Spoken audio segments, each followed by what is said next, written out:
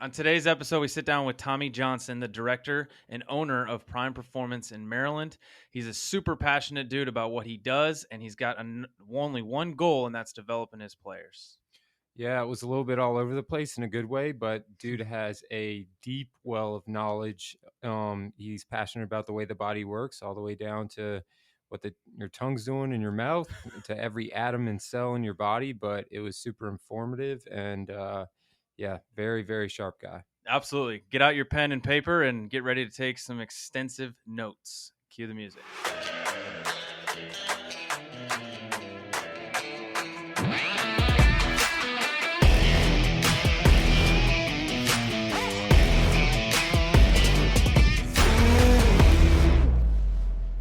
Welcome to Control in the Zone with Kyle Wilson and Danny Healy. Heels, what's happening, man?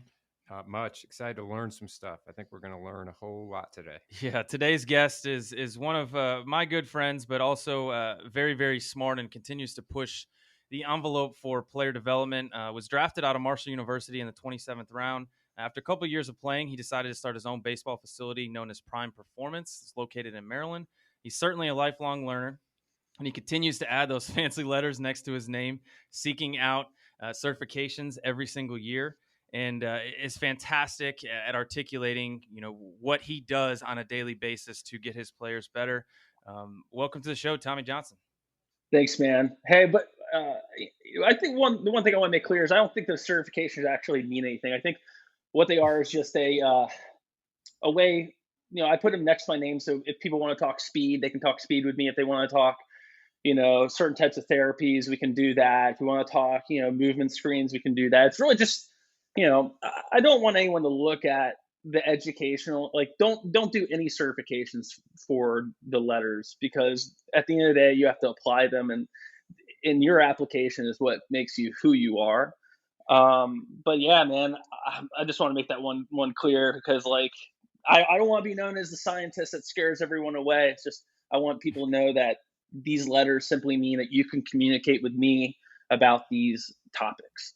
Yeah, absolutely. And I think there's so much, especially in the information age right now, that there's so much information out there, and so many people spend so much time listening and not applying. And the ability to take, something very, very simple and concise, and make it and apply it to your players is really what the goal is. And I'm glad you added that in, because it's so true. We spend so much time, seeking these certifications and doing things, but really the goal is how we implement them with our players, because that's why we should be seeking that stuff in the first place. Sure, and I So think that's it.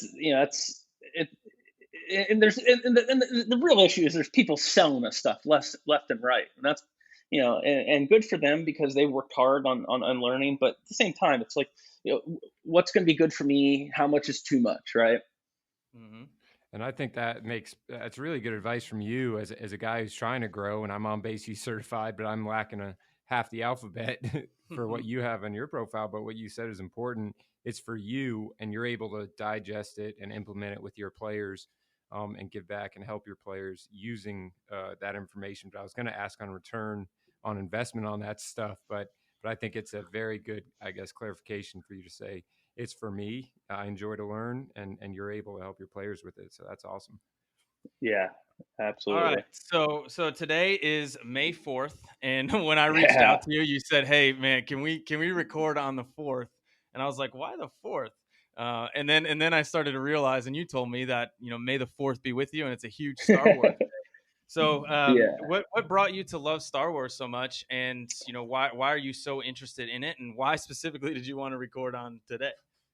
I don't know. I mean, I think I'll answer the latter question first. I think, having the ability to, especially with how things are right now, be able to find something that's different.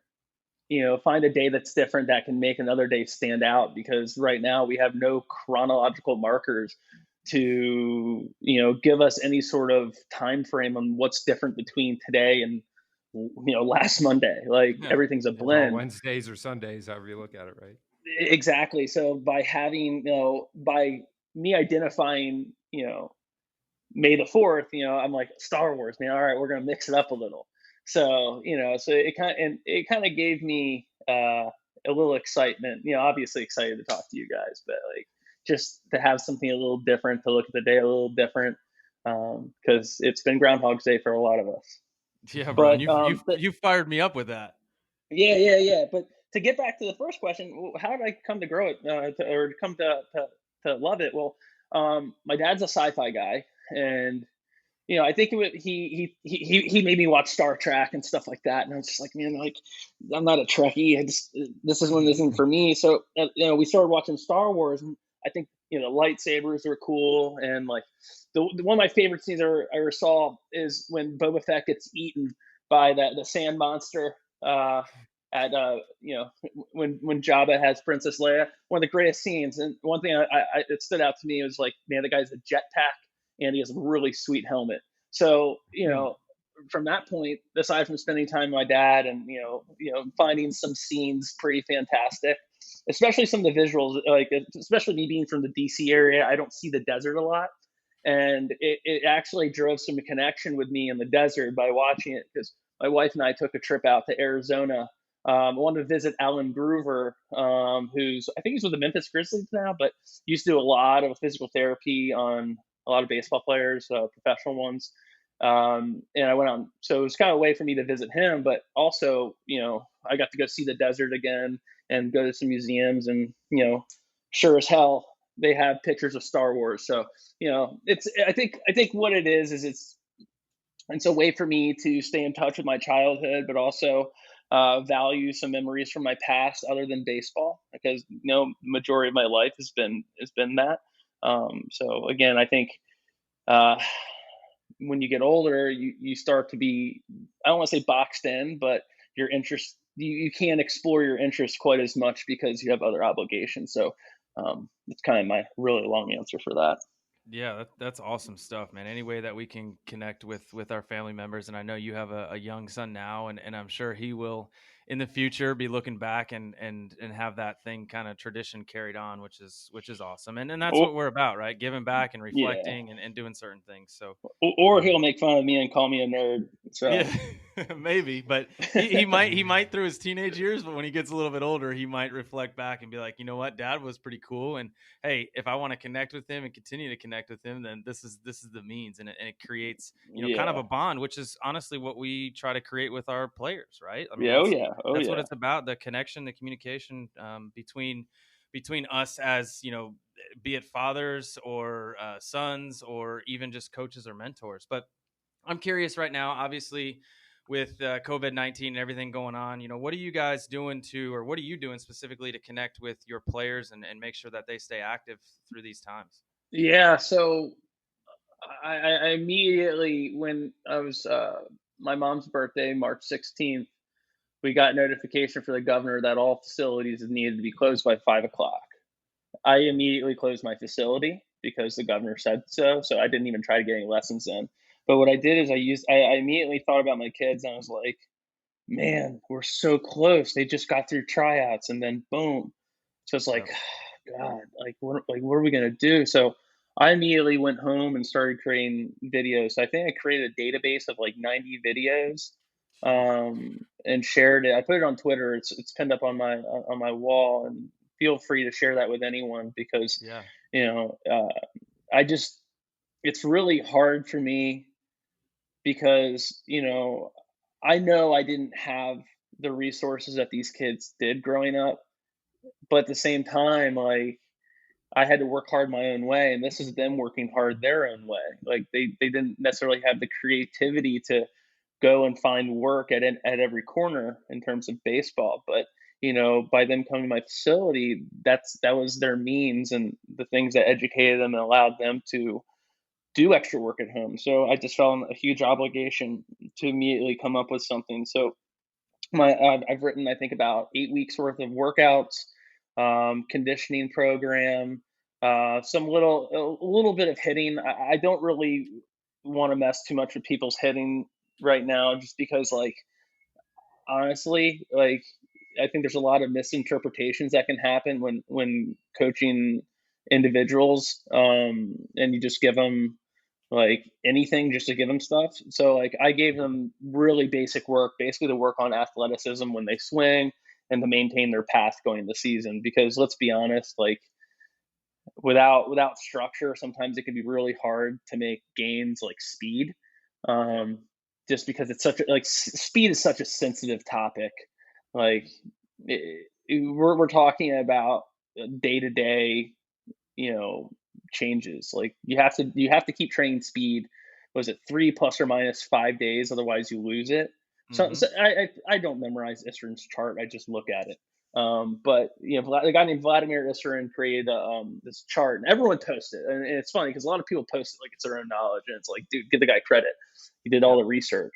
But it basically lays out all the residual effects of training. So basically, it tells you how long cardio lasts, how long strength lasts, how long speed and power will last. So like by understanding those timetables, you can really have a big impact. So most of the stuff, for me, writing the programs was easy because they're going to have lightweight, unless these guys have weight rooms at home, which I'm not sure everyone does.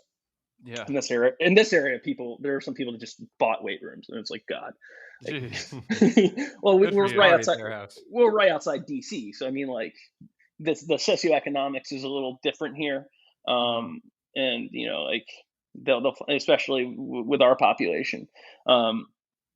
So, but that's not always a good thing now, because if they're always given stuff, they never feel inclined to work. That's not true for all, but it seems to be a trend. But like I just, and then what I've been also trying to do is hold weekly Zoom meetings. So the first week I wanted to kind of get a feel and a gauge of who wanted to be there. And the thing that I noticed is I was dominating the talking because this generation doesn't ask questions. So what I decided to do is each week now try to bring in a speaker that I ask questions to. That way I can learn. If I'm using my time to try to share with them, I might as well be learning too. Yep. So, so the week before, last week I had Rick Franzblau, really, really smart strength coach from Clemson University. Him and I have had 5 conversations since we first met. He's just a wonderful dude. So if you ever got to get a chance to pick that dude's brain, that dude's really smart. He's got a good thing going on. But I brought him on, and then the week before I brought on a minor leaguer named Michael Osinski with the Red Sox. Really good young man, has invested so much time in his development. Came down from New York for 6 weeks to train with me. Wow. Yeah, and but the thing is, he gets it. He's like, I'm already strong. I just need to put on weight, and I need to become able to move better. And I think Oh, that's another thing that I include in my programs is dude, there's nighttime routines, there's morning routines to help increase mobility and movement. And I think, it's those are the kind of things I've been trying to do. I still don't feel like I'm doing enough, but all I can do is what I can do. So until we get there, man, I'm just gonna keep doing this kind of whole process. Yeah, and you certainly are. And for those interested, Tommy, you can find his videos. Like you said, he pinned on his Twitter account at Prime Athlete 14. Fantastic Twitter read and Twitter follow for sure. But I also have 450 videos on YouTube that no one looks at. Well, we should, right? And especially with all the time that's available right now, I think you can get a little information overload, but there's certainly resources and for you to put those out for free just to help athletes. Well, the great thing is you look for the topics. Say, hey, look, I don't give a. Am I allowed to cuss? Yeah. Okay, I don't give a shit I don't give a shit about this guy's training program, but I would like his warm up. Well, take the warm up. Yeah. I don't care about any of his hitting work. All I care about is the training stuff. Perfect. Vice versa. Take what you want. Take what you need. It's there for people to sort through and look through. And it's there's so many people that put out and this is something that I've come to learn is people don't always value free content, and it's unfortunate because it's if you're willing to put in the effort, the extra 5 minutes to look, you'll get what you want. But it's I think the we're in the era of desired convenience always, and I think it's setting some of these people back because they're it's like the book, The Shark and the Goldfish. Like, sharks don't wait to get fed. They go out and kill what they need and they eat it and they go about their business. Well, goldfish wait for the master to tap those flakes into the tank so they can eat. Yep. So that, to me, that's the different, and that's a John. I think it's a John Gordon book. I love it. It's one of my favorite. Yep. I have a shark tattoo because of it. This reminds me I need to go get what I want every day in order to be where I want to be. And and I think it was something I actually look back and I learned from you, Kyle, when we were at Marshall with me for his semester. You realize that wasn't a place you wanted to be. Mhm. There were certain points in my life, and those 4 years was like, I don't really want to be here, but I stayed. And it's like, well, I also have a coach that psychologically damaged me. I'm not gonna badmouth him because times were different when we were in college. Like, Mhm. you could say anything to anyone, and it wasn't in. I don't always think it was out of harm, but I think it was he was trying to drive people in a way, versus meeting them where they are and who they are. Right. But I also don't coach, you know, at a university, so I can't really empathize.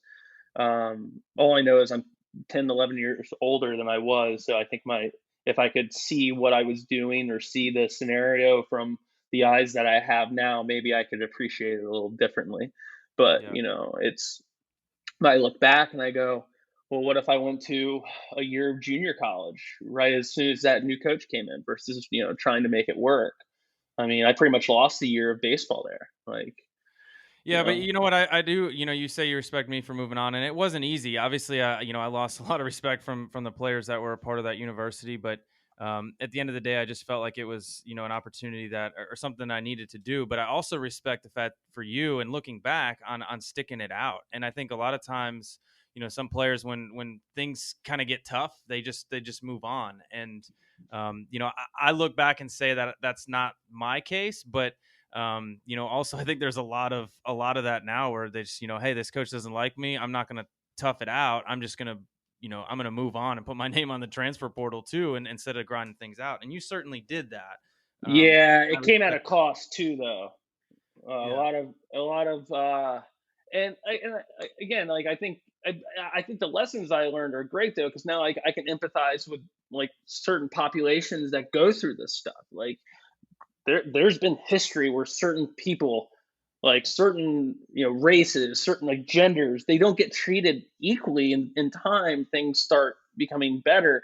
So, but I think from a different viewpoint, it allows me to appreciate like how it feels to not be wanted, to be put down, to then have to earn everything back. And I think it was very valuable, and it shaped me in a way. But I also took me a while after baseball to rediscover some value in myself because when you're told you're going to be nothing but a bullpen catcher, which he wasn't entirely wrong. Um, and like, you get a nickname that basically references that you're not very intelligent. Mhm. I think at a young age, that type of treatment isn't always, especially like we're looking at. I look at 20-year-olds as teenagers now. Like, Yeah. it's Mhm. different. Hmm. They're like I trained a kid. He went to GW for a couple of years. I swear he's still acting like he's out of college now. He still acts like he's like a freshman in college. I'm like, what's going on, man? Like I'm not saying don't have fun. I'm just saying, like, don't put that stuff on the internet. Yeah. Yeah. So It's so interesting yeah, because but like these guys are so polished as players at a young age, but then I don't think they understand the why behind it so much. And yeah, the maturity doesn't necessarily keep up with the development of skills and play.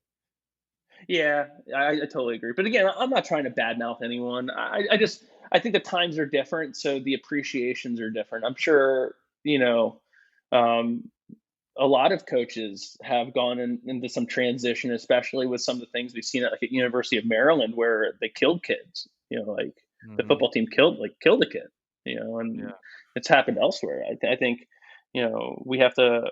I think the reality is that that athletes are still people, and it needs to be appreciated as such. And if you like, you can actually get more physical changes because think of this: someone comes into a session, and all the coaches ever done is just talk crap about him. Well, he's going to come in a sympathetic state. Well, what you learn about sympathetic states is you don't learn. Like you learn to get frustrated, you learn to get angry, and you function more off your limbic system, which is more emotions, which is fine. You need it, but if you're running too high on it, like I would actually don't believe there's going to be much learning going on. I think you're going to be in more defense versus anything. So, and I was watching Cody Bellinger before we hopped on. I was just watching his facial expressions as he hits. He looks like he's like sitting in a rocking chair, like just Hmm. having a good old time, about to take a sip of some hard lemonade, and, and enjoy the weather, and then Yeah. boom, and then just an absolute rocket pull side, and then like I started screaming for no reason after he hit it. And I was just like, what am I doing? This isn't even a real game. But May, May 4th, you're jacked up today. yeah. Oh, A little well, too much anytime I get coffee this morning. anytime, well, dude, I'm already like four deep, man.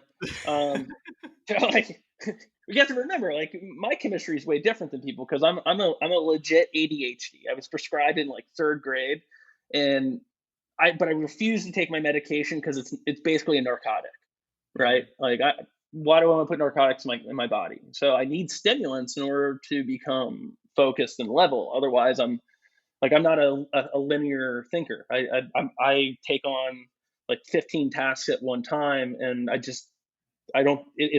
But that's how I function. It's weird, and that's part of the reason why. Like, if we ever talk about school, I don't feel, and this is where players need to be really cautious about what schools they go to, because if say you need academic support and they don't have an athlete learning center, then it could be a very hard time continuing to play baseball at high levels. Yeah. Managing the stress. But yeah, I mean, dude, coffee, I love it. But I actually started getting into drinking like salt four sigmatic. It has some mushroom in it. The mushroom, I think they use lion's mane. I don't know. I'm not like. I think they also use cordyceps in one of them. So basically, this stuff will help with respiratory. I started drinking it mostly because mushrooms help with cardiovascular disease and stuff like that. So in a time like this where we have a virus attacking our respiratory system, I just want to make sure if in case in the event, at least I'm all sucked up and I have a little bit better defense against it. But I mix that in my coffee too. Go ahead. Yeah. Well, I mean, going back to what you guys have been doing to stay busy and keep your players engaged, I mean, you're preaching to the choir, and it's kind of how we got the inspiration to get this thing going. Is basically we're just trying to provide as much content to our players as possible and free information. And you're right, they don't ask a lot of questions. And I started getting into, hey, make sure you have 3 questions prepared. But then it's like, you know what? Uh, I feel like the teacher that I couldn't stand back in the day. So that's been one of the silver linings though in this whole situation is how many people in the baseball community have kind of banded together and put out so much awesome information for everybody to consume. But I'm curious, have you been hopping into some of these different coaching webinars, and if so, what would you say has been the best one so far? To be honest with you, not really. I've just been doing private Zoom calls, and the reason is because like I think a lot of this stuff becomes like I don't want to say I don't trust people, but sometimes I feel things become so agenda driven, and I certainly don't want to attend something and then immediately leave it because it to me Yeah. like the I have respect for the speakers because speaking isn't always easy. You're especially in a situation like we got now where communication is very different. I haven't really hopped into any, but I've had an opportunity to talk with some really smart people from different colleges, different organizations, and basically we just talk player development. I don't really care, and this may sound a little naive, but I don't really care about what a lot of people do. And the reason being is because I used to, and I tried to implement so much stuff that I got really bad at stuff. In terms of player So development? Yeah, so I started like trying to do things like I started to try to, and I love Driveline. I think there's a lot of value to things that they do. But Hmm. I don't have players 5 days a week. I have them 1 to 2 times a week. And it's like in order to, and you know this, like you guys coach. Mhm. And how can I get that kid stronger if he's only in here 1 day a week Mhm. lifting? How can I get him stronger if he's how can I make him a better hitter if he's in here 1 day a week also? Well, I have to make a program that's relatable to them. So I find when I learn too much about baseball, instead of learning more about the body and then pick up tidbits from people, then I can take that knowledge I've learned about the human body and see if it makes sense from a baseball standpoint. Because and I believe, I put a tweet out there, and we can maybe cover this later, but we talk about working backwards. Hmm. And I look at it, well, how far can you go backwards? So like, well, we have to look at the cells. Like that's as far like I don't know how to go back any Jeez. further than cellular. So like so we have this end product. We have a home run. Let's fast forward, like let's rewind. Let's rewind to impact. Okay. So we can go through all these swing positions. We learn TPI, we learn on base, we have blast, we learn all these things, and it's data, whether it's qualitative or quantitative, it's data. It's information that allows us to make decisions. However, too much like how much baseball can I learn before I start creating this entangled mess of ideas? Yeah. Versus how can I take this very simple thing, because I view the swing as simple. We see people, and again, I don't try to badmouth everyone, but everyone's trying to sell a technique, and it's like, why? Like I understand techniques work, but why does it have to be this specific one? Why does it have to be this specific one? Why Yeah. can't we use everything and just let the player decide? Because if you give them the ability and they see their numbers go up and the frequency in which they find barrel goes up, why do I make the choice for them? You know what I Hmm. mean? So it's like we see like we have the scissor move, we have the One the leg snap. oh god, yeah, yeah. This is, and again, these aren't wrong, but again, if I'm misinterpreting them, I apologize to everyone. But if I see that, I have data, I have and this is why I respect Justin Stone so much, because that dude just looks at data and goes, "This is how they're doing it." Hmm. Like Mhm. he doesn't try to make up. And so basically, he says, an outside pitch. Well, hands come out early and pelvis doesn't have to turn as much. Well, that's a scissor move. Yeah. Okay. Well, they talk about drive line and how like a lot of people talk about like, oh, drive line, all they want to do is get bat speed. It's like, dude, you need it. Like, but you have to discover what works best for you within their framework. Like Yep. it's I think everyone's trying to, and I don't actually think the people who are creating these ideas or selling these techniques are trying to bucket people. They're saying this is what has worked for our guys, try it. But I think a lot of people are misinterpreting and going, it has to be this, has to be that. So that's why I kind of got away from learning a lot of baseball. Like I've gotten more into like the physics of ball flight and stuff like that. And then, how can I use non-manual therapies or self-manual therapies to improve position that allows me to change that data? Because let me ask you this: there's a lot, like you see these scientists, they make mazes with rats, right? Hmm. Mhm. So they start changing the environment. The rat has to figure out how to swim, right? Mhm. Yeah. Yeah. So if you can change the maze, meaning improve the structure or position of the joints, why wouldn't the rat discover the entire joint and see what it has to offer? Yeah. So That basically, makes you're just saying, perfect here's the sense. hardware. Now take everything you've ever learned and just feel it out. Yeah, Like and I, what I you're talking about is not taking the athlete out of the athlete, like not taking the athlete out of the swing. I mean, yeah, allowing them to put them in better positions, but then allow them to just work and be problem solvers in themselves. And that, like to me, what you're talking about is the CLA, right? The constraint led approach. I mean, you're building the environment, you're building the instructor or the structure, but you're allowing the athlete to kind of figure it out what works best for them. Yes, but I also I'm again, I don't want to assume, but I want to. Are you talking more from a internal, external environment? Both. I mean, more of an external Yeah. Okay. environment, more of an external environment, but both at the same time. You know. So yeah, and here's a perfect example. So I had an employee that worked with me last year, pretty smart guy. Like we didn't see eye to eye on everything, and that's okay.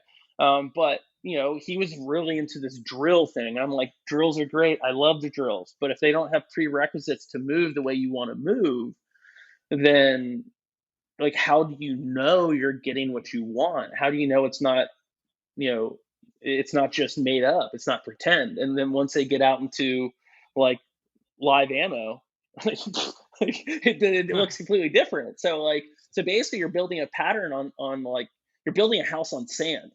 And Yeah. okay, it looks nice, but once a hurricane comes, gone. Like, good Mm-hmm. luck. You have really expensive property with nothing on it. You could bring really big towels. Um, so, but you have to look at it and go, am I appreciating, like, I've come to realize, and I may be wrong. I may, like, 10 years from now go, I was a freaking idiot. But if I respect the organism and honor the system, that, from a very, very, I'll never lose because I'm not going to hurt the player. So if I already have Yeah. a really good player and all I do is make them healthier, well, that's less man games missed. They're going to be on the field longer, and then they can also build their momentum. They can build their routines. They can stay in the game. Like me, we'll talk about, like, I think on the agenda we were going to talk about like some of my career, and I can tell you why. Like, there are some failures, um, Mm-hmm. but like I think appreciating the organism first is, and we can talk more about like striding across the body and why I think it works well for some people.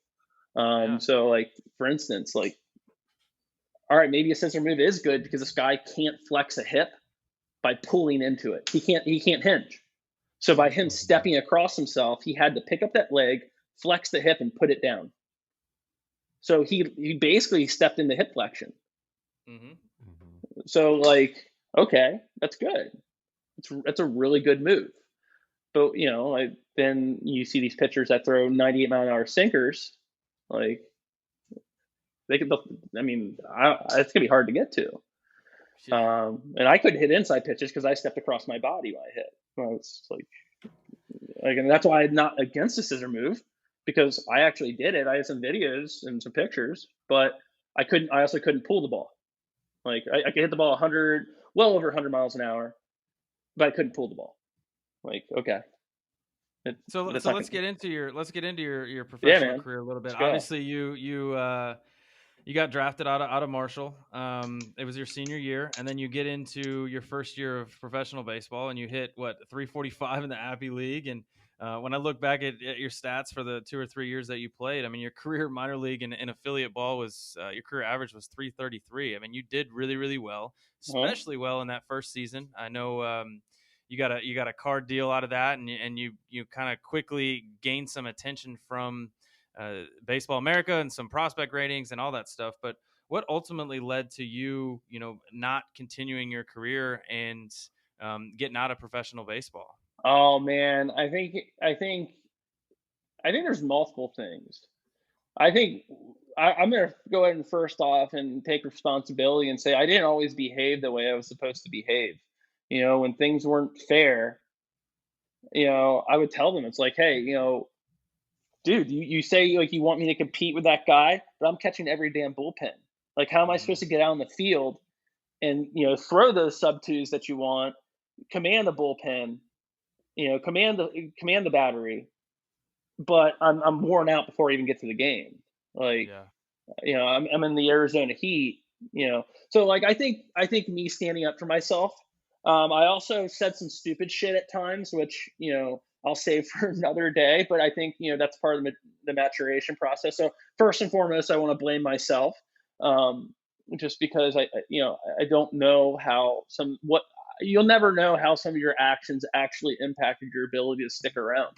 The second thing is we had a new management change. It was when Don Wakamatsu came in, and Zidrolanek or whatever his name was, came in, and the organization didn't necessarily go as they planned. But as soon as they came in, they gave me. I mean, if you look at my Appy League again, I batted 365, and I get moved up, and I get 19 at bats and low single A throughout the course of like 3 months. Mm-hmm. So like, I'm a guy that needs to hit every day because especially when you get into when you're in the Midwest League where it's a pitcher's league. Like, okay, put me out once every 15 games and see what happens. Like, nothing. Yeah, and like, I think it was I was at the right organization at the wrong time. I think the Seattle Mariners organization is a wonderful organization because it's international. They're focused on keeping baseball a global sport, but at the same time, I think there's some things within that time frame which I played baseball that baseball is so far behind. Like, for instance, I know there's a hitting coach in the big leagues that was a minor league hitting coach or minor league hitting coordinator with us at the time. He tried to have me backspin low pitches, and it's like, okay. And I remember just hitting these like little fluffs to the back of the net. He's like, "Yeah, good. That's great. It's what we want." It's like, then they call me out. I was in Double A in spring training. They call me out. Like, the 40-man guy walks out. He goes, I think his name is Bowles. He walks out. He goes, "Tommy, I heard you can hit. I want to see you hit the ball over the fence." I'm like, shit. Like, how do I do that? How do I do that? Because I obviously had the ability to hit the ball hard, because you don't hit the ball hard in professional baseball, you don't get hits. Mm-hmm. So I had the ability, but when people asked me to put the power on display, it was just like, all right, swing as hard as you can, close your eyes, hope for the best. Because I think that I had been taught so many different things, I was defensive because I didn't have an approach to doing what I was doing. So that's why I was like, it kind of makes me think of, Chris Bryant. When you listen to, like, at a very young age, he was told to work up through the ball. And it's like, man, like, when I was a little kid, when no one coached me, I would just go up to the park, get a wagon full of balls, walk up this massive freaking hill, start throwing balls up and just trying to hit them on top of the school. Like, those are my best hitting days when I was a little kid, because like, honestly, I would go do constraint work and I didn't even know I was doing it. I was doing bat speed work and didn't even know I was making this thing called a bat fan. It's just complete resistance. You have to, like, put an extreme amount of intent to get the bat to even move through the air. So, like, I was doing all these things, but then I got so this all kind of starts, like, I think my failure really starts in high school, because I listened to a coach. I had one coach when I first started getting into competitive baseball. I think I was like 12 or 13.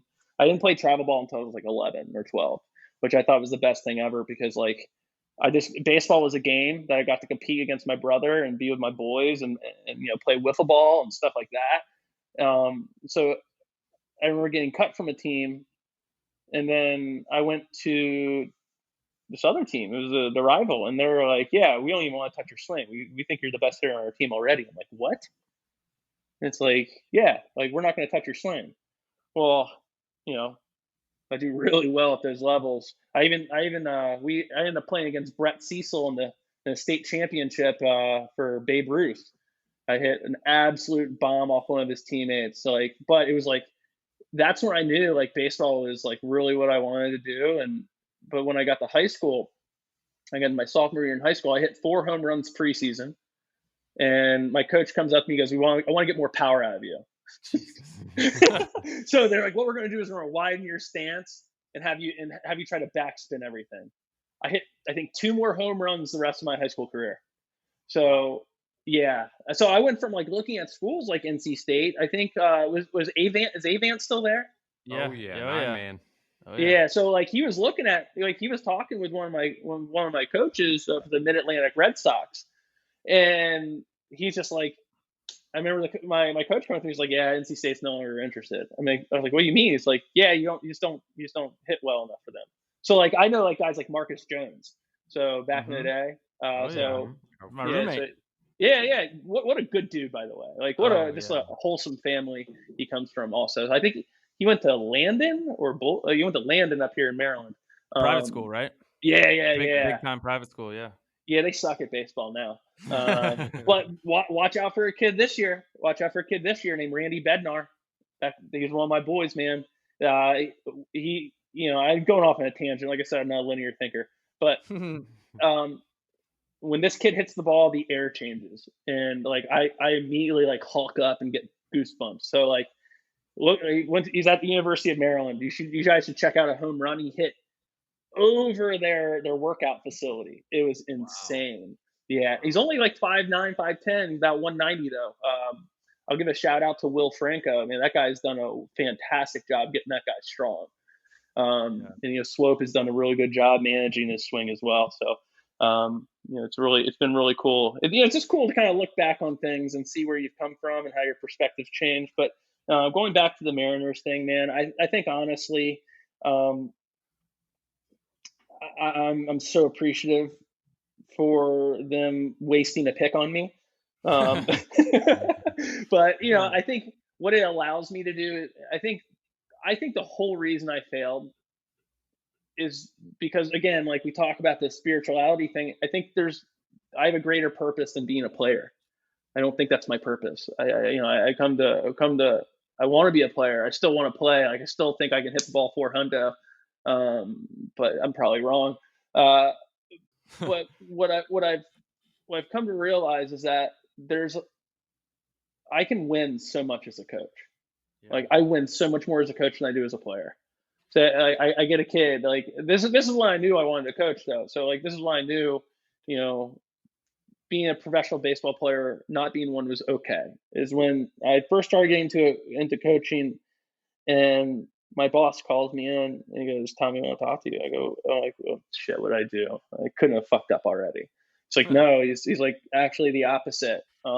So we had a coach or a dad call in raving about you. I was like, really? He's like, yeah. Apparently his kid wants to get the same haircut as you.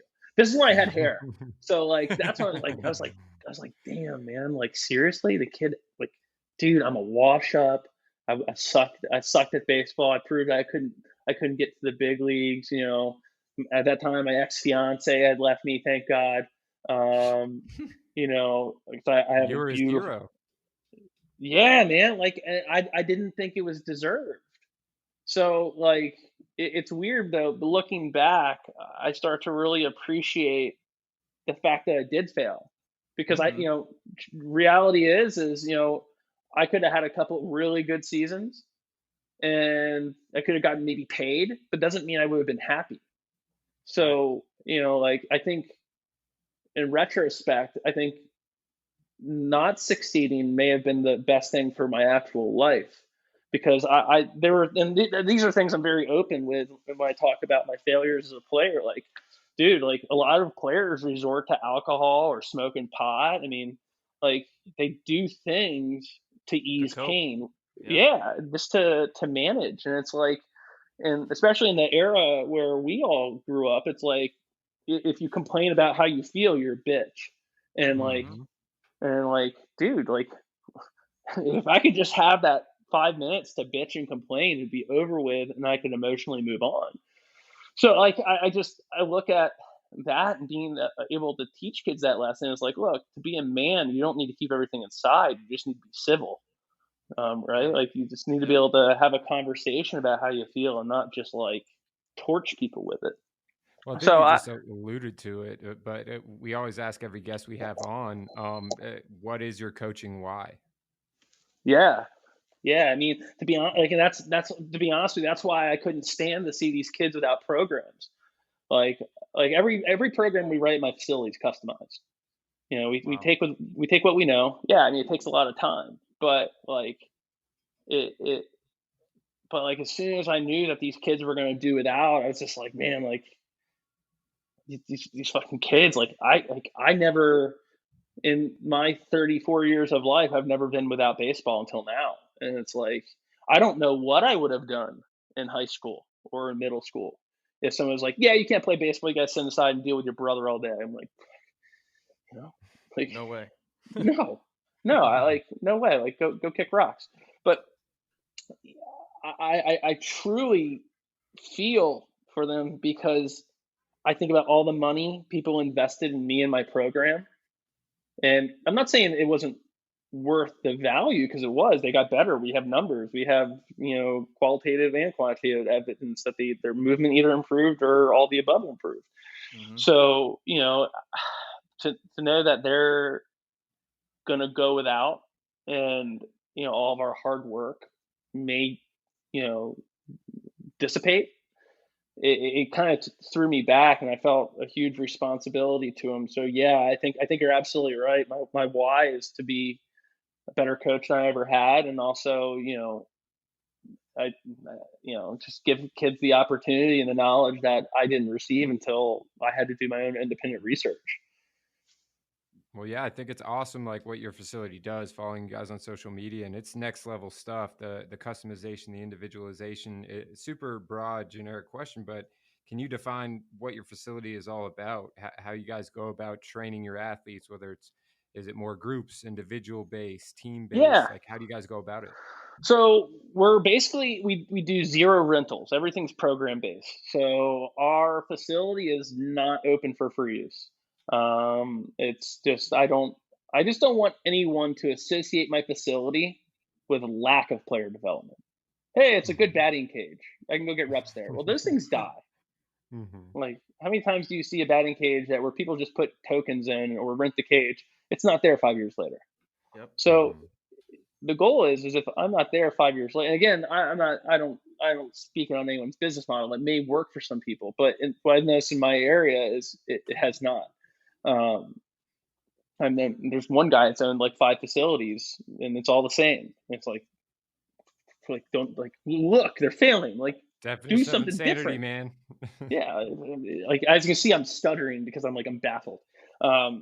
But I think there's money in groups, and we actually don't do it by age group. We keep it 12 and up, and where some people have complained, it's like, well, I'm not with these other guys. I'm like, well, sign up for a time where there are other guys your age, and we'll tell you who they are.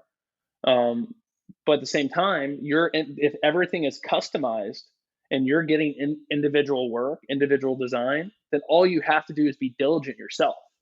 And if not, then if you can't do that in that group, we'll sign up for a different time. Well, that time doesn't work. Well, you signed up for the wrong place, buddy. So we're very stuck in what we do because this is something I learned from Mike Boyle, and he's a strength coach. And I've sent him multiple emails of gratitude. I just wake up one day, I'm like the guy doesn't know me. I mean, he follows me, I follow him. We've met. I've spent time with him up in his facility. I spent about a week up there. He didn't know who I was. I mean, that guy's, as far as I'm concerned, dude. Yeah, he's brilliant, dude. He's the most unattached strength coach I've ever seen. When I say unattached, he doesn't care about the barbell. He doesn't care about anything other than doing what agrees with the human body and making sure that athlete can perform at the way they need to perform. It's not about a lift. It's not about anything. It's about finding the right solutions for the person that's in front of you. And he'll admit a lot of the solutions that you're going to see from player to player are same because a lot of times we're the same human. But the only thing that differentiates us are maybe our injury history, our childhood, maybe our parent hit us and we're super tight because of that. Or what that player needs at that specific time. Yeah. I'm not telling people if you have a loose moving kid to hit him. But I am saying that like we have different histories, and this is something that we could go really deep into. So there's a guy named Dr. Neffnagel who created this book. It's really hard to read, and I actually don't recommend it to a lot of people because you're going to get to the neurology part, and you're going to go, all right, this is all right, I'm putting this down. But he starts talking that there's about 16 different brain types. There aren't millions. There's 16. But what you have is 16 different brain types with all different experiences superimposed over top of that brain.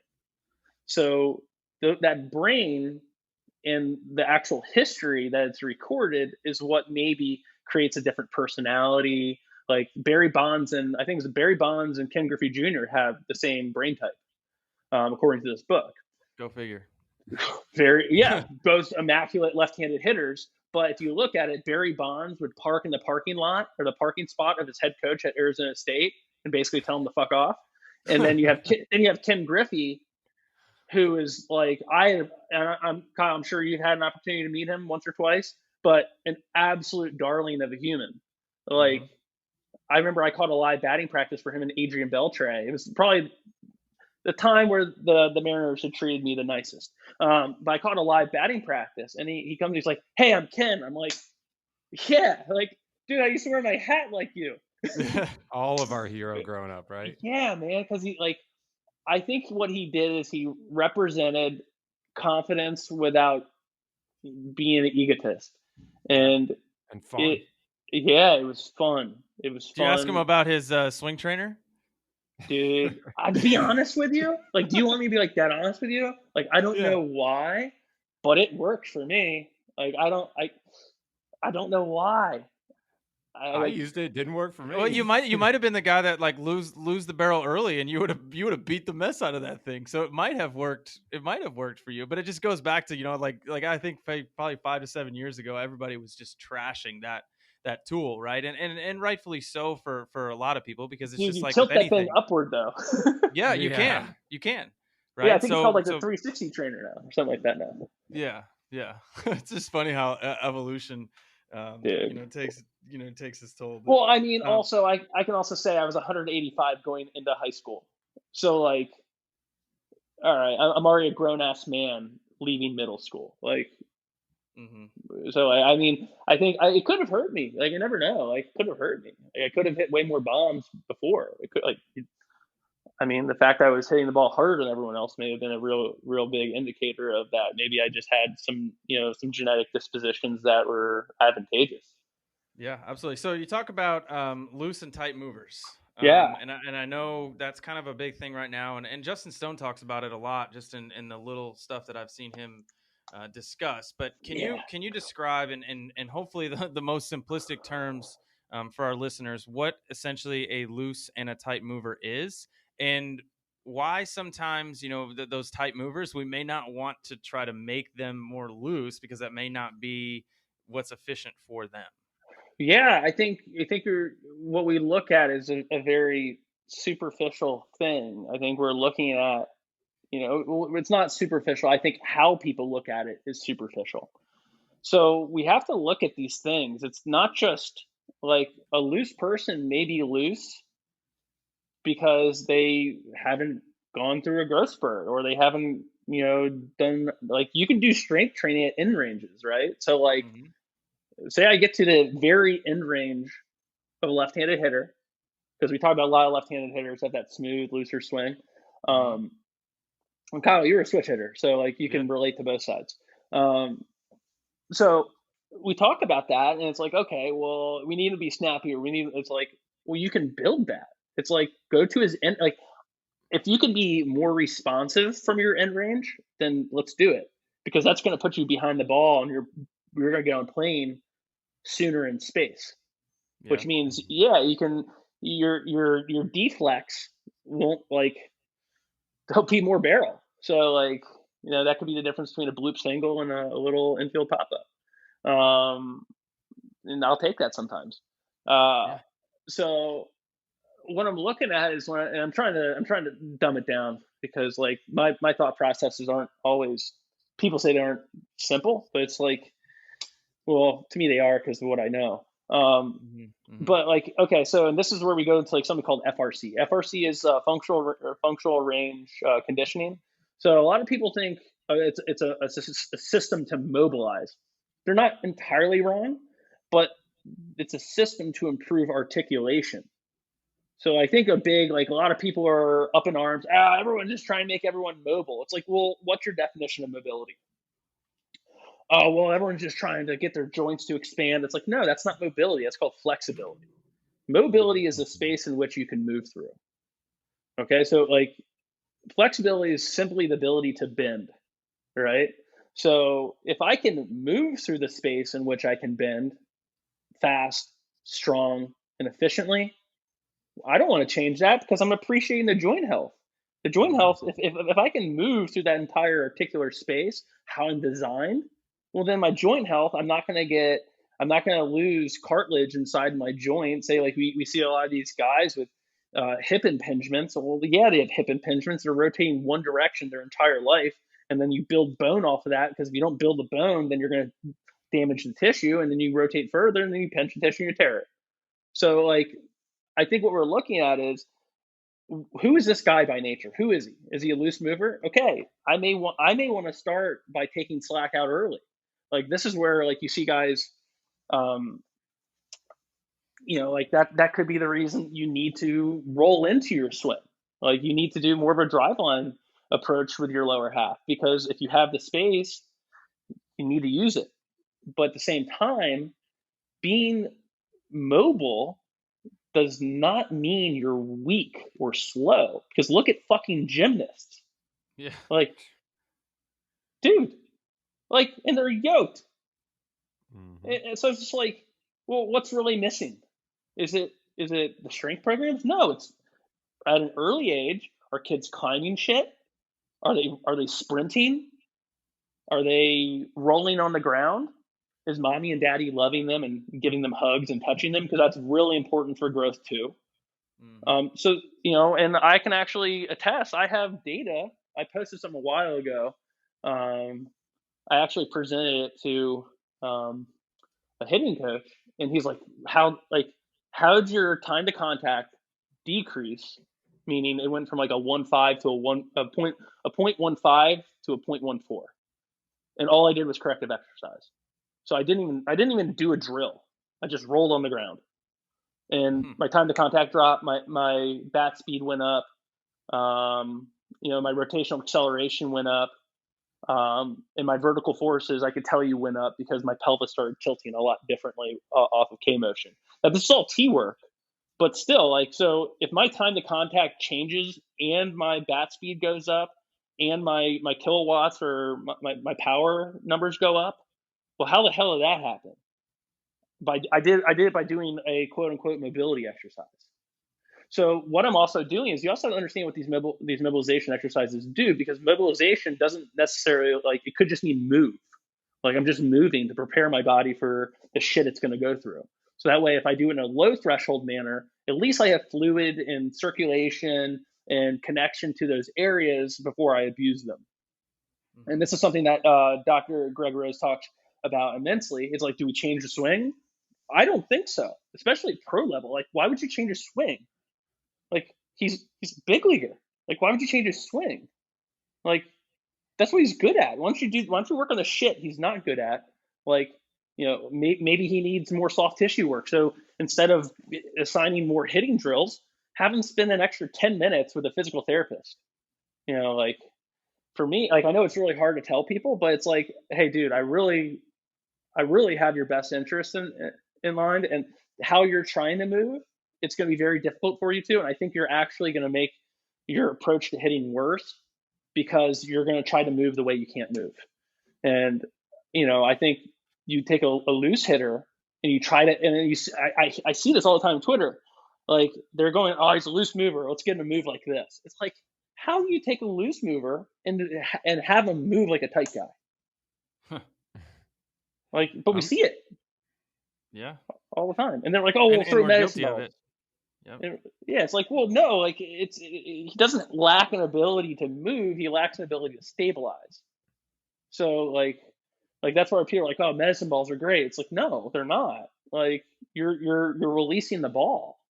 There's no deceleration there. Like pretend to throw the ball and stop it. And this is something, again, this is where I start going to strength conditioning, because guys like Lee Taft, they do this for sprinting. They use weights to try to force bad habits. So like he'll do like a heighten with a medicine ball, because what's that medicine ball? When you go to rotate, that medicine ball is going to try to pull you over. So he's actually getting genuine deceleration. But if I were just to jump and throw the ball, well, then I'm having to decelerate, but it's going to be decelerating a weight that was released. So I'll be decelerating force that has been supplemented by another weight, which means I'll create more force in that joint that I can't decelerate. So if I move to a smaller ball and don't let it go, well, I'm going to have to focus on decelerating that extra 3 to 5 pounds cleanly before I can actually rip one off. So like there's a whole process you can go through, but I think the big word that people need to look at is an appreciation. Like, who is this person? Like, they aren't me. They're not, they're not wider than they are tall. It's Come on, man. It's true. I'm true. You're built like a brick shithouse, though. You're making it seem like you're just some soft, pudgy dude. Look. Personal truths are sometimes different than reality. Okay. Yeah. Well, I'm curious, as a pitching guy, do you take the same general approach when working with pitchers in terms of assessing? It's all pitchers. I really don't. I don't put that hard fast rule on the pitchers. Like, I don't care how a pitcher moves, honestly, as long as they have good quality movement, because they're not working under a time constraint. Like there is a shot clock, but they're not saying you have 0.03 seconds to throw the ball. The game would look a lot different. It would look so different. It'd be more fun for us hitters, right? It'd be a little bit easier for us hitting coaches. It'd be, but I think we start looking at it, and it's like, okay, who is this guy physically? Not as a baseball player. Who is he as a person? Who is he as an organism? What are his characteristics? If I can appreciate that away from the swing, then I can get to what I want. Because what's the most, quote unquote, I'm putting quotes here because I'm being facetious. What is the most basic level of movement? Like what task is the most primary and most basic level? Are you asking us? Standing up? Yeah. Because otherwise I'll just keep talking, and everyone's like, "Who's this guy who's babbling?" To me, it's standing and then just squatting and hinging. Okay, so I'm gonna go even deeper than that, but it encompasses everything. It's called walking. Yeah. When I go into because if you think about it, walking is no different than hitting, and if you go, this is before anyone even looked at my stuff, but like, I started talking about gait like 3 or 4 years ago, and how gait is hitting, because everyone starts talking about holding that right heel. Well, that's called right stance of gait. If you're right-handed here, if you're holding, so it's right stance. Toe touch is right. So left toe touch is left toe touch. And then when my left heel strikes, when I now have a moment where both heels are on the ground, that's called mid stance. And then once I get the toe off on the rear leg, I start rotating and pulling myself into that left femur with my pelvis. Yep. Well, that's called toe off. And then when my rear foot disengages for a slight moment, and it may reconnect to the ground after I accelerate the barrel, then that's called left stance. So what we have is an acyclic representation of gait in a different plane. So to make it really weird, hitting is walking sideways with one step. Actually makes sense. Yeah, no, it makes a lot of sense. I have never heard the term right stance, mid stance, left stance, and some of the things you've put in and how you articulate. I've never heard that. That's just listen though. And the thing about like kinesiologists, anatomists, physiologists, we're not really that biased. We're more scientific than anything. It's like, again, I already talked about the Isserins residual effects. I mean, like, I don't need to do the work. Some crazy scientist from Russia has already blessed me and endowed me with the knowledge, right? Like, I don't, like, what do I do after that? Well, I just follow the rules. And until the rules change, until, we're granted some sort of other knowledge, we continue to do the same. But in the world of baseball, for years, we've done everything we can and this happens in strength too. We've done everything we can to differentiate ourselves from other coaches and other techniques. And instead, we've made up our own language. Like, I mean, we're taking like okay, everyone has heard this term, snap load. That's not an anatomical kinesiological term. It's slang, and it's hard. And for guys like me, it's hard, and they do this on purpose because, again, people are trying to sell a product, and I don't. This is a business. I get it, but since you and I are talking on this different level, well, if we just look at how the human is actually designed to move, that's how the fascial networks are set up. Like, yeah, like if we talk about, some of our conflicting ideologies on, evolution and stuff like that, well, why did we come down from the trees and start throwing rocks? Well, it wasn't our primary function. Yeah, to live. So throwing is 100% natural. It's a very big differentiator between us and other primates. But what happens is we abuse our right to do things, and that's why we get hurt. And we don't honor our body. So I think that's kind of like the big thing with gait is if you can just appreciate gait, you're appreciating the human on its most primal level. And if you can, and here's the thing is, well, what if you don't have the I'm trying to put this in words that aren't too out there. If you can position your brain, your mind, and your nervous system when I say that position, I'm talking about neurodevelopmental position. Do you lay on your back? Do you lay on your stomach? Do you get into are you on your feet? These are all different neurological or neurodevelopmental mile markers. Do I roll? Do I rock? That may be where you need to start working on gait and improving your walking, because all walking is I take a step, my pelvis leads, and then my upper half folds over top of my left leg. And then my right leg swings out, and then I land and I reciprocate. Well, that's hitting, right? Yeah. But it's just in the sagittal plane. And like you hear a lot of good strength coaches like Zach DeCant, he talks about like owning the sagittal plane because it simply unlocks the frontal and transverse planes. So if you walk, you're going forward. If you can't walk right, well, you don't have the prerequisites to move left to right. I mean, we will, because if someone goes, hey, look, if you get really good at hitting the baseball, even though you can't walk well, I'll pay you $50 million. You don't see it. Yeah, who cares? Who cares? Give me that money, kid. I think that's what we're looking at, and I think we're lucky in baseball that we don't have as much physical damage in terms of impact damage, but we do have some people that have some terrible knees, terrible hips, terrible back by the time they're done. And like, I think it's very important that we have to appreciate that there's going to be life after baseball, but we also have to appreciate that these guys need to perform now. I don't always have time to revamp the swing. So if I can honor the nervous system, maybe, not always, I'm not saying it's definite, maybe we can influence the joints to allow those motor patterns to happen, because if our joints are in position, we can recruit the motor units that position enables, if that makes sense. Yeah, no, absolutely. And maybe this is a topic for we're gonna have to have you on another time. Dude, whenever you want. Just to dive in. Obviously I have on some topics that we want to cover. The KVS and the actual implementation of these technologies. Sure. And I think we'll save that for episode number 2 with you, dude. Because we could probably talk for a long time, because there's a lot of that stuff, and I think there's a lot of the technology that's quote unquote being misused. And they have, you need to get to this certain bat speed to play. You need to have this certain vertical barrel angle. You need to have, your kinematic sequence work perfectly. 1, 2, 3, 4. You need to have your pelvic angles and your upper body angles. They all need to be this. And we can dive into that.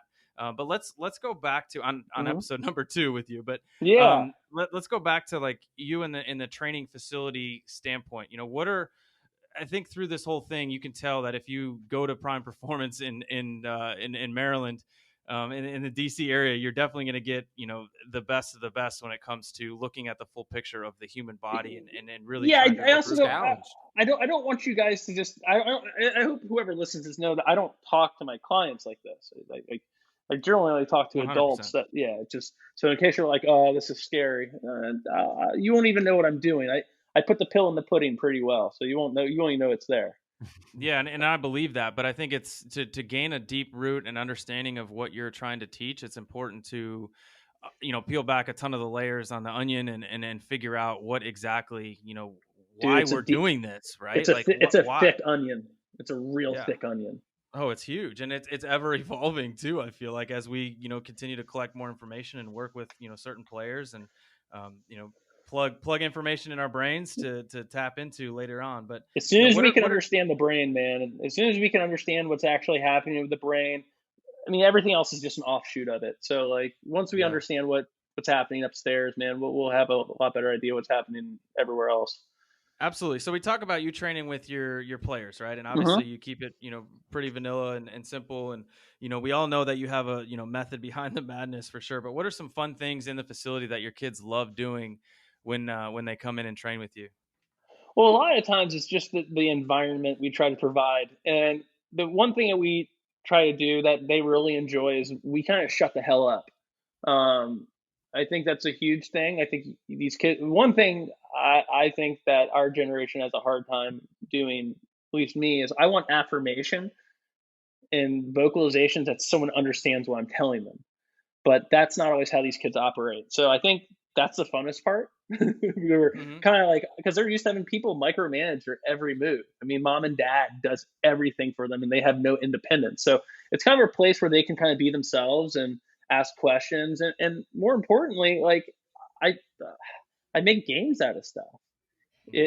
If and I Competitions. yeah, competitions. I mean, and sometimes it's these and sometimes they're personal goals. Like, and so we really make it about them individually, because sometimes you're going to have a 12-year-old hitting with an 18-year-old. Like, not always easy, but if these guys have their own way of managing, um, it becomes really fun. I think. They learn from each other too. Oh It's yeah, huge. and I think also the thing that they love most is that I'm always trying to throw a wrench at them. Like, whether we're going short bat, long bat, we do plyo cares every day. You know, and each kid has their own individual station too. So, like, they have everything they need. They have their ramp. They have their constraints. So basically, set it up so that they can run through their program and not wait on anything. So it's basically, hey, get your stuff done. Let's do our bat speed stuff for, and they love the bat speed stuff, by the way, because, like, and we actually separate the bat speed stuff from ball flight. I just I don't I think when you're trying to train bat speed, you're trying to train a system, The engine, not yeah. yeah, the engine. Like, I think things can get convoluted when there's a success and failure rate with a ball in the air. Hmm. Um, I'm not going to go max intent and miss every time. Are you kidding me? I'm gonna look like a fool. I Um, love that. yeah, so you have to give them the opportunity, but because once you do that, I mean, the system has already been conditioned to go fast. Now go about your business. Mhm. Um, that's probably, I think, the whole hitting side of it they enjoy the most. The other stuff they don't. Yeah, well, I think you guys create an awesome culture at your facility from just seeing Thanks, on man. I social appreciate it. media, and It's all and about kids, man. I couldn't do it without. I know it's hard times for my guys right now because the way things are, but without my staff, I wouldn't be able to put the details in there without them. So, like, really, the credit goes to the athletes and the trainers that come and work with me. well, you hit the nail on the head of kind of where I was heading. I mean, as a director of baseball at a facility, I mean, I'd be nowhere without the guidance of Kyle in the past, and still to this day, and then the awesome staff I have around me. But you wear a lot of different hats at your facility: strength guy, I'm sure some mental stuff, and the actual training protocols. And if I'm a parent of one of the kids that goes to your facility, and I hear this, I go, okay, he's not just slapping programs together; he's getting super super deep, but and that thought that goes behind it, I mean, is a comforting feeling knowing that their kids are in good hands. But how do you juggle the demands of having to wear so many hats at your facility? Systems. And I think, and I'm not going to sit here and tell you all my systems are good, because they're not. I think systems are constantly in development. I think you start seeing what works or what doesn't work, what employee can execute your desires. They you may be giving them the wrong tasks. Like, sometimes it's very hard to get people to adventure out and learn when they don't feel they're good at something. They don't even want to work on it. So I think I want to go ahead and say that, like, yeah, our systems are pretty good, but I'll go ahead and say that they're always improving. But when we're talking about player development systems, basically I've created a framework, and this is something I talk heavily about. And this is, I think, the biggest objection in the player development community. And when I say player development community, there's so many different silos, and I'm trying to kick them all over because, when we're talking about, like I talked to multiple organizations, and they're like, well, I don't want to do this because they'll step on the strength guys' feet. It's like, who fucking cares? Like, your job is to make that guy better. And if you have to go have a 2-minute conversation with a strength coach on what's shitty about his movement, then go do it. And maybe you can, like, when that guy's not hitting, instead he's chewing tobacco and talking to, his boy, like, dude, have him sit on the ground and just start rotating his hips. Like have them use you can't tell me you got 5 cages. You can't tell me that every player is going to be swinging at every movement during that time. That's bullshit. I was there. There was more times I was not hitting than I was. So if I can use that time, that downtime, to prepare my body between sets, well, 1, I'm going to have better articular health. 2, I'm going to be able to resist the demands of spring training, right? Because a lot of people go from 0 to 100 and get hurt. But if you're constantly just checking the tissues, putting things back where you got them in terms of tissue organization. So, like, say you're a right-handed hitter, and at the end of the day, or at the end of your hitting session, sit on your butt, take your left hand, push into the ground. Your left oblique will turn on. Mm-hmm. So if you're a right-handed hitter, a lot of times you overuse that right oblique, and you could either get strained obliques, or a real thing these days, because a lot of people hit inside their backs. Well, because they don't put stuff back where they belong. And this is also another thing. Like, before we hit, there's a movement prep. Everyone, it's all based off. Yeah, because look, it's very simple. You prepare the body to do what it's doing. You give it the good inputs. You do stuff that agrees with the system. You teach the body the structure to move the way you want it to. So that's when you can do your PVC stuff. You can do that, the turns, the release. You can get the long lever. You can work on not releasing the barrel, just work on the turn and keeping it tight without releasing. So, like, okay, but what if I didn't set my body up to move that way first? Well, it may not. It may take 10 swings for me to get the feel, but by that time's done, I've already moved on to my hitting. So It's like, okay, if I can ingrain the muscles or work on the postures that I need before I use them, well, then I have them.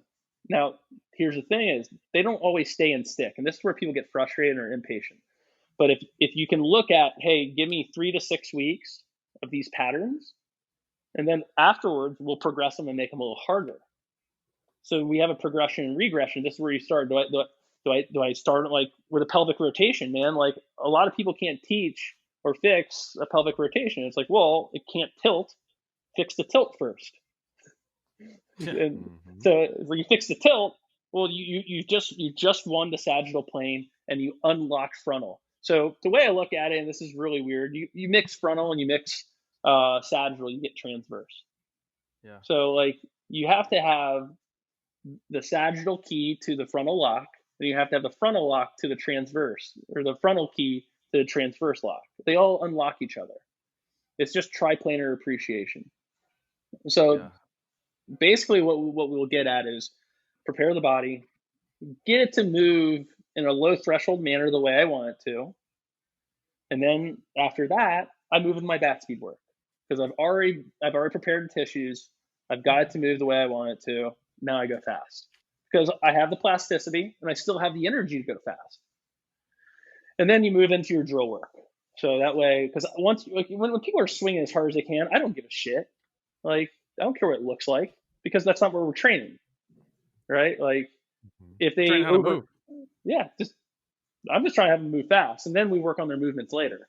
Like, we work on their swing path later, because we just refocus. I think the issue is, we try to focus on too many things at once versus putting them small doses of these things throughout a program. And then if these players choose to do more on their own, well, they're not going to do too much of one thing and they won't get hurt. That's why I'm not a big fan of like the bat speed days. It's like, well, last time I checked, you lose them you lose speed or power, plus or minus 3 to 5 days. Well, if you only do it once a week, there's 6 other days, it's gone. Mm-hmm. So it's like if we do a little bit every day versus making these massive blocks, it's like what do sprinters do? They don't go and just blow. Yeah, they don't just blow it out every day. But what they do is they'll reach really high velocities for little doses. And this is another thing I learned from Mike Boyle. Like, dude, do power work at the beginning of every workout. Like, why not? Like, what's it gonna hurt?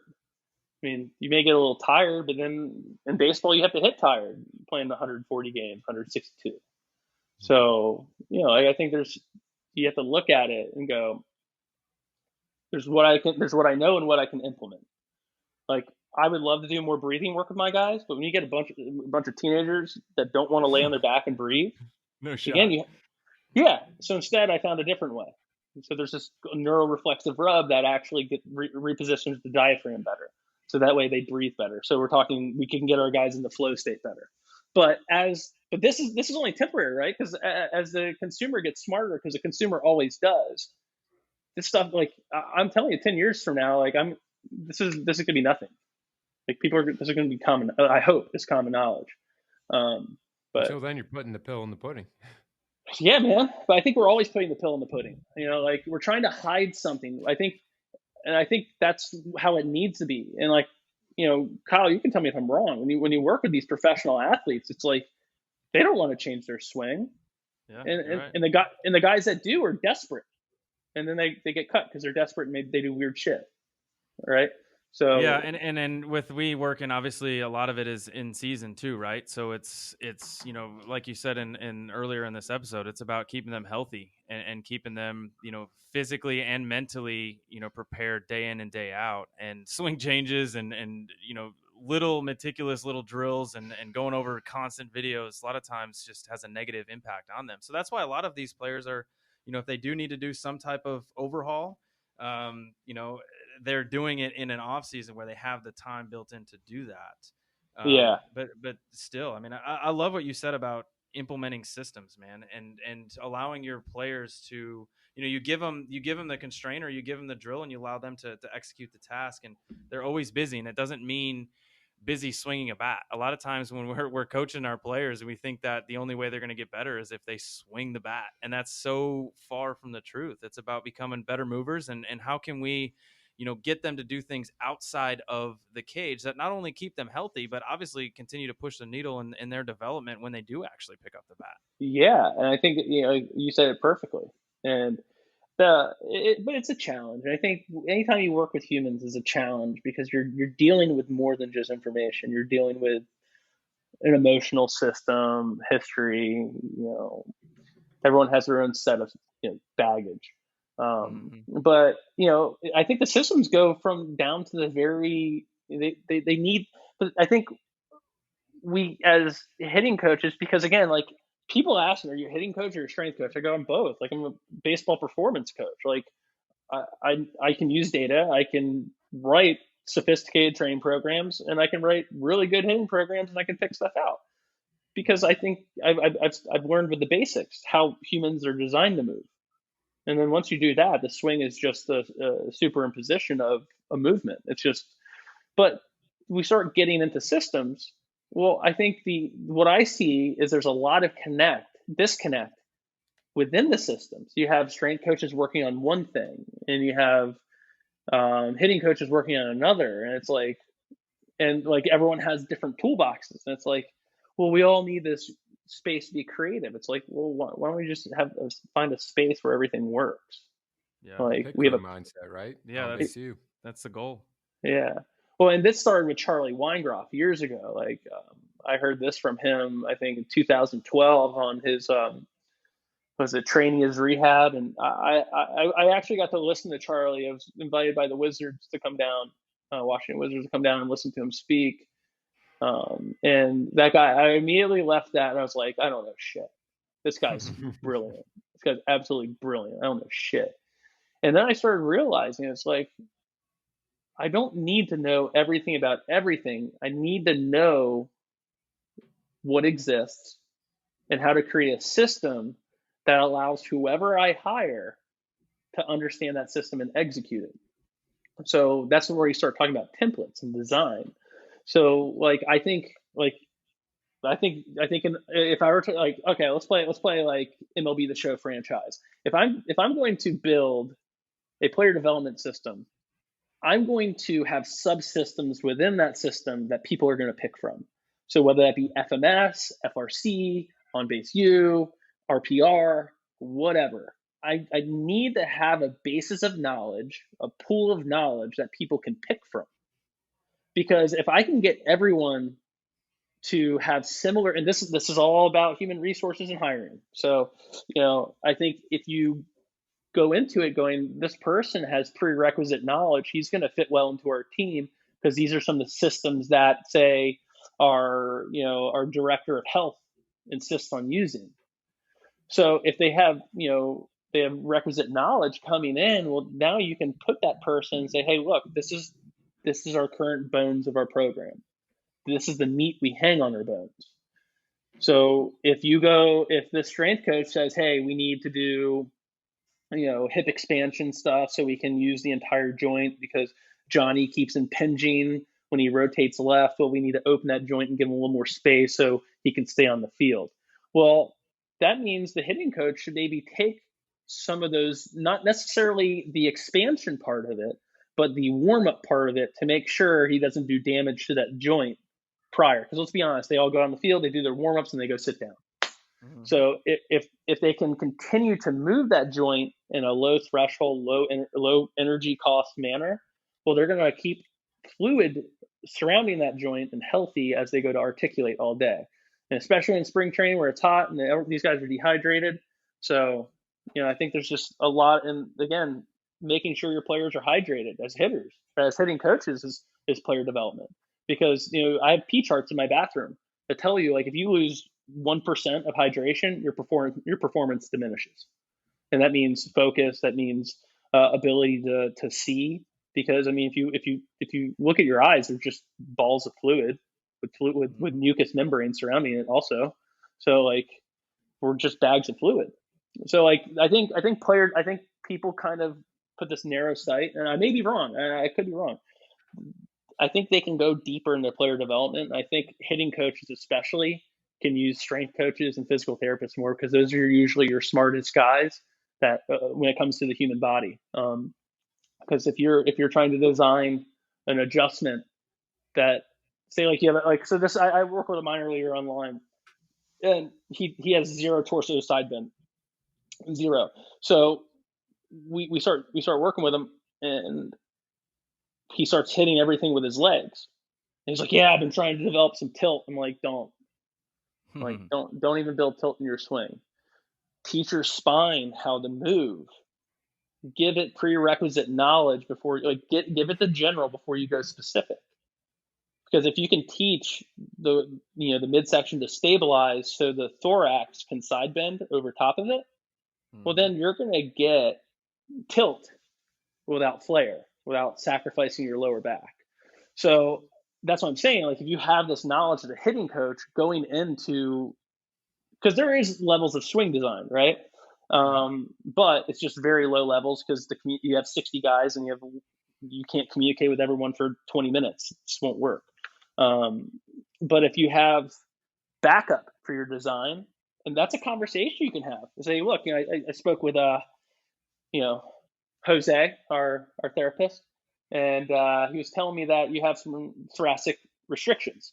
So what we're going to do is we're going to bag any VBA work in terms of getting more side bend, until we can develop the healthier spine. So between rounds, I want you to do these, trunk stability rotations.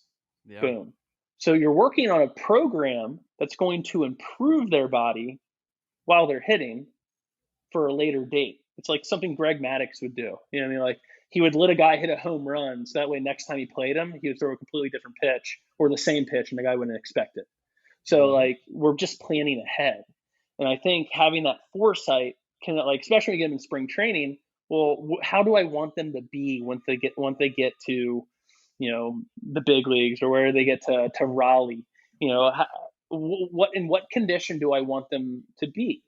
Because that's going to be the meat and potatoes. That's where you're going to have the most adjustments, because like a lot of times you guys know where these guys are going to go before you even go anywhere, because you have the priorities and stuff like that. So I think And it's not easy either. I mean, there's no no, magic pill, right? So to get them to have the patience to like, just trust me, over 6 weeks there will be a change, but they want that like immediately so they can be ready for that 7 o'clock start time, right? And that's the well, biggest yeah, difficulty in the messaging during season.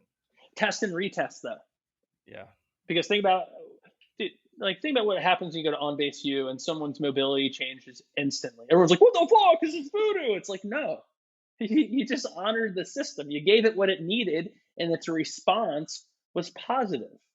That's simply just a sign to continue doing what you're doing. So like we do this all the time with trunk rotation, because I know how to correct the pelvic tilt and rotation with one exercise. So like test and retest, they think you're a magician, and what do they want to do all the time? That. And we have some kids that, like, I have one kid who I showed him, like, every time his vision acts up, his back starts hurting or his knees start hurting. So we can reset his vision using an RPR technique, and then his pain goes away. That's amazing. That's wild. Yeah, like, dude, I have a kid at Lafayette University. A couple years ago, he had arm pain. This guy throws 100 miles an hour pull down, so the guy's got some juice in his arm. He came up to me like, "Dude, my arm's killing me." I take him through some RPR cheat checks. Well, his left ankle was doing all the work for his arm. I rub on his. I have to have consent from these guys to push on them, and these are usually our guys that can withstand a little more pain. And again, I'm not trying to change anything. All I'm trying to do is move fluid. I'm not trying to change tissue, because what we're looking at is lymph. So once we change that, that tibial cheat, arm pain went away. So I rubbed his left ankle and his right arm got better. Like, okay. So again, this freaks people out, because it's like, okay, I just made that guy throw better or more healthily simply because I looked in a place that no one was willing to look. And that's where there's a lot of good systems out there, but the issue is it costs money, and you have to be willing to stretch the fabric of your brain. And if you're not, you're just going to be digging the same hole, and it's going to get really deep, and it's going to be hard to get out of. And then when someone tries to pull you out, you're going to be tired. You're going to think that's the only place for you. But that's where, like, I think having all the failures I did, and then going and meeting a person like Mike Boyle, and then having the opportunity to talk to some really smart people, I think it's led to an interesting process. Yeah, But absolutely. We'll wrap things up here. yeah, We gotta like jump I into said, I a talk meeting. a lot. No. No, It's all. that's It's awesome all. insight. Yeah, it's really, really good insight, and going that deep is certainly beneficial for us. And we'll have you on for round 2 to dive Dude, into yeah. kind of the systems and exactly what that process looks like. But for any of our listeners, if you want to, follow Tommy, he's at Prime Athlete 14 on Twitter. I would imagine that's probably the best way to contact you as well. Yeah. Any Okay. questions? I mean, just all I ever ask is, like, if you want to argue, be respectful. Let's not. That's the one thing I kind of have a hard time with social media, is that everyone's trying to, like, expose everyone else, and it's just like, man, like, just ask You think good questions. hitting Twitter is contentious? Yeah. Gosh. It's just like, No. like, and unfortunately, there's really smart people out there that just like to argue versus just, like, do your thing. Yeah, and at the end of the day, it's just about making the players better too. And I Yeah, think a lot of that's people it. need to realize that. So there's a right way and a wrong way to go about it, and it's not about I have all the answers. It's about we having all the answers as a baseball community, and how do we push that needle further Yeah. to become better coaches for our players to become better athletes and achieve their goals and their dreams. Right. So Yeah, at the end of the day, that's what it's about, and I hate that. yeah. I mean, we just got to be better as a community. But the last thing I want to say, though, is and I've invited you, and Danny, you're more than welcome to join. But every like bi-weekly, I try to create this player development Zoom where we have coaches from all over just come in and talk player development. There is no, you don't have to have any, prior knowledge. If you just want to sit in and listen, if you want to contribute to the conversation, I ask everyone and anyone who wants to be a part, please join. I don't care what level coach you are. I don't care if I don't care if you train 9-year-olds and you're just a little too intense for that age group. I still welcome you. But I just want to put that out there. Yeah, anyone that wants to join. But hey, fellas, thank you so much for having me. Yeah, man, I'll certainly be jumping on with you on. I think you're gonna have it probably this coming Friday, and then, yeah, it's coming Friday. Anything we can do. Yeah, man. Hey, I appreciate you guys, and I look forward to the next round. Absolutely. Thanks, Tommy. Thanks, you got it, man. Have a good one. Thank you for tuning in to this episode of Controlling the Zone. If you enjoyed this episode, please share on social media to spread the word throughout the coaching community. Remember, we are all in this together with one goal of getting our players better. Also, please be sure to subscribe to the show on your favorite podcast platform to stay up to date on future episodes being released every Monday morning. Thanks again and have a great week.